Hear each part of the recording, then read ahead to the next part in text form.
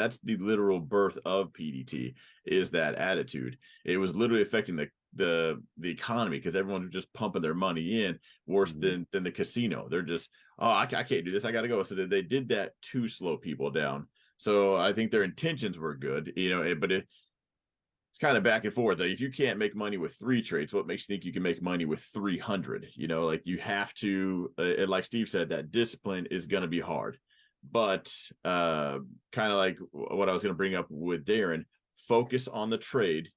Money will be the byproduct. Every one of us talking about losses and everything we did, there's a numbers way out of your realm right now. Percentage wise, we all have that same percent. 10% for me is 10% for you. Whether you have 1 share and I'm rocking 100,000 shares, it was the same amount of work. Yes, I'm going to make a lot more than you for clicking our thumbs the same amount. You're just not there yet. And you can't pretend you are. And when you go on to what I was going to say with Darren, like, I want to make $200 a week.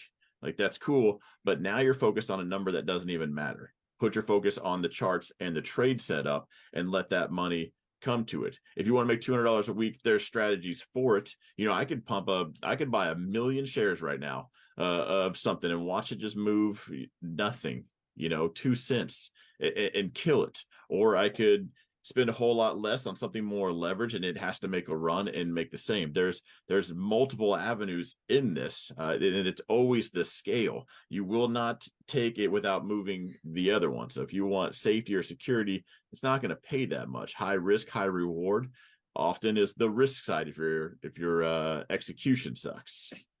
So you really just have to focus on that discipline. I don't care if you have a $10 account, you're stuck to trades that are $10, and whether your cash settles that night or 2 days from now, that's when you have it. I also hate hearing the complaint when people are like, oh, I'm bag holding this. I already spent my 3-day trades and I can't close this. Like, they're right up your alley. They never had a trade to take in the first place. It's not because PDT messed them up. They were just being a fool and jacking around when they should have just closed the computer down and waited till they had the appropriate time to trade.